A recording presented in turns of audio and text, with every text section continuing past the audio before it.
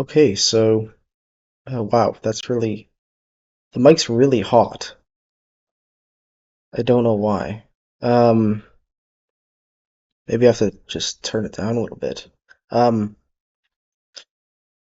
okay, so today's piece is gonna be George Aperghis, a piece for piano and electronics called Dans l'amour from 2007, I want to say. Yes. So the score I have does not have any front matter. You can see it's either on tabloid paper or the European equivalent. Like it's very big paper, and it's sort of just written out in these big lines with one bar line to each. I'm assuming it's played with a click track and it's some sort of fixed media, but I don't really know.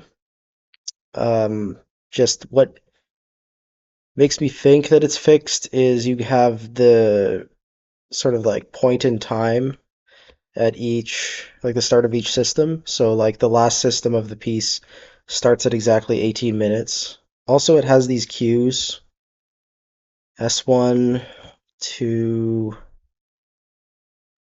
what's the last one? S12. So it may be cued fixed media, although 12 cues in 18 minutes is really not that many. It has an ear cam page, unsurprisingly. I guess it was revised in 2017 and was completed in 2008. And it was commissioned by, I guess, a combination of Radio France, IRCAM, and this organization that I'm not familiar with, Musée d'Orsay. I'll just read out the program note here. After Machinations and A Vista Tempête, Georges Aperghis returns to IRCAM for a new creation, a purely instrumental work in which theatricality, the sense of situations, and the physical commitment of the performer nevertheless occupy a central space. A dozen electronic sequences, a sort of agglomerate of fragments from the great piano literature of the 19th century. Follow one another. Each one is like a wall on which the soloist attempts an intervention, reacting with gestures that sometimes attack and deny the surface, sometimes try to follow its curvature. The work seems to rediscover through the pianist's playing the gesture of intervention of the urban graphic artist. Um, I guess at the end they're alluding to Nicholas Donin, the writer of this program note, is alluding to graffiti or something.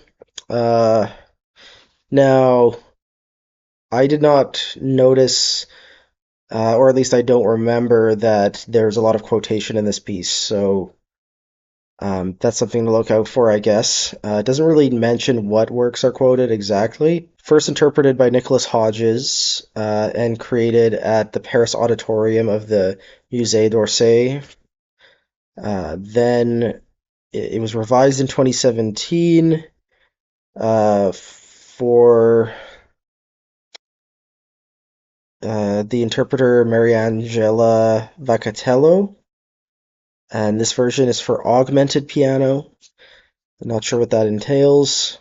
Um, that version was made in Turin, Italy. Okay, I don't think we've talked about Nicolas Hodges before. Um, I thought maybe we covered him in one of the Salvatore Sciarrino episodes, but I don't think we did. It wasn't until a bit later in the piano series when I started really focusing on the dedicatees and doing their bios. So, yeah, let's talk about him. So, he was born in 1970.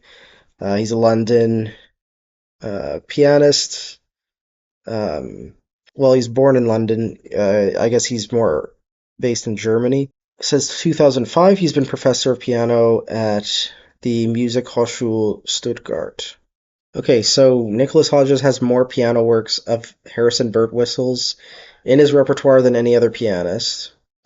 And he's recorded all of them but the piece Responses. Three pieces of Birtwhistle's were composed for Hodges: Jig Machine, Variations for the Golden Mountain, and Intrada, which is a piece for piano and percussion. Elliott Carter wrote the piano concerto dialogues for Hodges. Wolfgang Rimm, his Concerto Sotto Voce 2 was first premiered by Hodges and recorded for CD. Rebecca Saunders' piece Chroma, which was premiered at the Tate Modern in 2003, was premiered with Hodges in the ensemble. Saunders also wrote the double concerto Miniata for him, and subsequently Crimson for solo piano. He was part of the piano duo which premiered Kohler, and she wrote the piece Shadow for solo piano for Hodges.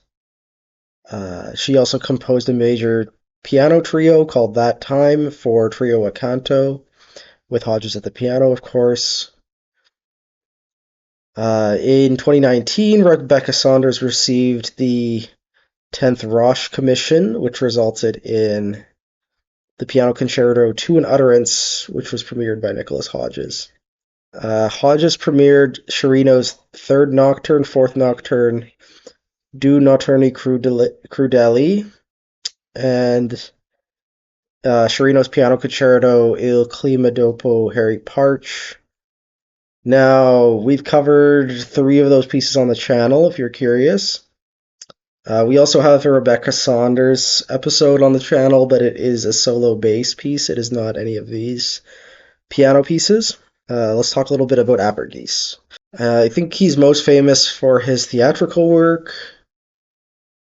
Yeah, experimental music theater stuff. But his instrumental music is also very interesting. He has a lot of chamber work. He worked with Pierre Schaeffer and Iannis Xenakis, and then founded the music and theater company Atelier Théâtre Musique in Strasbourg, France. He received the Mauricio Kagel Music Prize in 2011, and in 2015 was honored with the BBVA Foundation Frontiers of Knowledge Award in Contemporary Music. And he was born in 1945. This is his website.